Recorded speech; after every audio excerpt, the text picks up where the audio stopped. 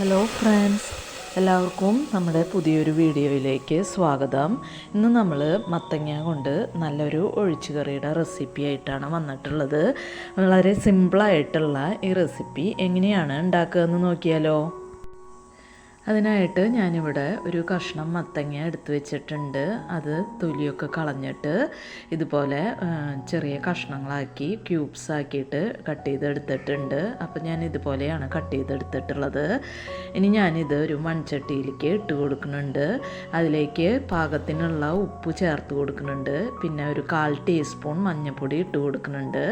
പിന്നെ ഇതിലേക്ക് മത്തങ്ങ വേവാൻ ആവശ്യമുള്ള വെള്ളം ഒഴിച്ചു കൊടുക്കുന്നുണ്ട്. ഇനി നമുക്കിത് മൂടി വെച്ചിട്ട് മീഡിയം ഫ്ലെയിമിലൊന്ന് വേവിച്ചെടുക്കാം. ഇനി ഞാനിവിടെ ഒരു 6-7 ചെറുള്ളി എടുത്തിട്ടുണ്ട്, തൊലി കളഞ്ഞ് എടുത്തിട്ടുണ്ട്. പിന്നെ ഒരു 3 പച്ചമുളക് എടുത്തിട്ടുണ്ട്.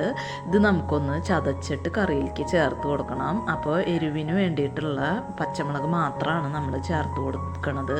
അപ്പോൾ നിങ്ങളുടെ എരിവ് എത്രയാണെന്ന് വെച്ചാൽ അതിനനുസരിച്ച് പച്ചമുളകിൻ്റെ എണ്ണം കൂട്ടി കൊടുക്കാം കേട്ടോ.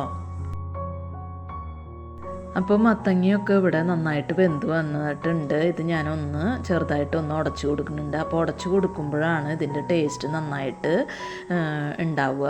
ഇനി ഇതിലേക്ക് നമ്മൾ ചതച്ച് വെച്ചിട്ടുള്ള ചെറിയുള്ളിയും പച്ചമുളകും ചേർത്ത് കൊടുക്കുന്നുണ്ട്. അപ്പോൾ ഞാൻ നേരത്തെ പറഞ്ഞ പോലെ എരിവിന് ആവശ്യമുള്ള പച്ചമുളക് നിങ്ങൾക്ക് എടുക്കാവുന്നതാണ്. ഇതിലേക്ക് എരിവിന് വേണ്ടി പച്ചമുളക് മാത്രമാണ് ചേർത്ത് കൊടുക്കുന്നത്. ഒന്ന് മിക്സ് ചെയ്ത് കൊടുക്കുക. ഇനി ഞാനിവിടെ ഒരു മിക്സിയുടെ ജാറ് എടുത്തിട്ടുണ്ട്. അതിലേക്ക് ഒരു 1.5 പിടി തേങ്ങ ഇട്ട് കൊടുത്തിട്ടുണ്ട്. ഇതിലേക്ക് കുറച്ച് വെള്ളം ചേർത്ത് നല്ല മഷി പോലെ ഒന്ന് അരച്ചെടുക്കാം.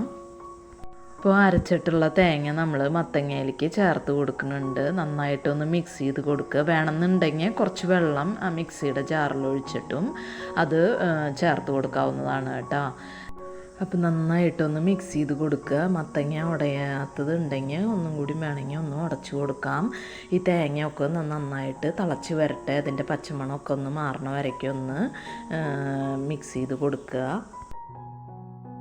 ഇപ്പോൾ അരപ്പൊക്കെ ചേർത്തത് ഇവിടെ നന്നായിട്ട് തിളച്ച് വന്നിട്ടുണ്ട്. ഇനി ഞാനിവിടെ ഒരു പാനിലേക്ക് കുറച്ച് വെളിച്ചെണ്ണയിൽ ഒരു 4-5 ചെറിയുള്ളി അരിഞ്ഞതും കുറച്ച് കരിവേപ്പില ഇട്ടിട്ട് നന്നായിട്ടൊന്ന് മൂപ്പിച്ചെടുക്കുന്നുണ്ട്.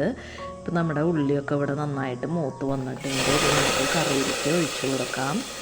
ഒന്ന് മിക്സ് ചെയ്ത് കൊടുത്തിട്ട് ഇതൊന്ന് ഒരു 5 മിനിറ്റ് മൂടി വയ്ക്കാം.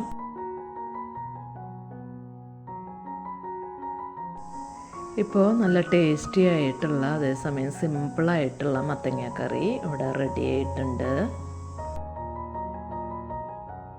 അപ്പോൾ ടേസ്റ്റി ആയിട്ടുള്ള ഈ മത്തങ്ങ കറി നിങ്ങളൊന്ന് ട്രൈ ചെയ്ത് നോക്കി അഭിപ്രായങ്ങളൊക്കെ ഒന്ന് കമൻ്റായിട്ട് പറയണം കേട്ടോ. അപ്പോൾ ഇത്രയേ ഉള്ളൂ ഇന്നത്തെ വീഡിയോ. ഇനി നമുക്ക് മറ്റൊരു വീഡിയോയുമായി കാണാം. അതുവരേക്കും താങ്ക് യു.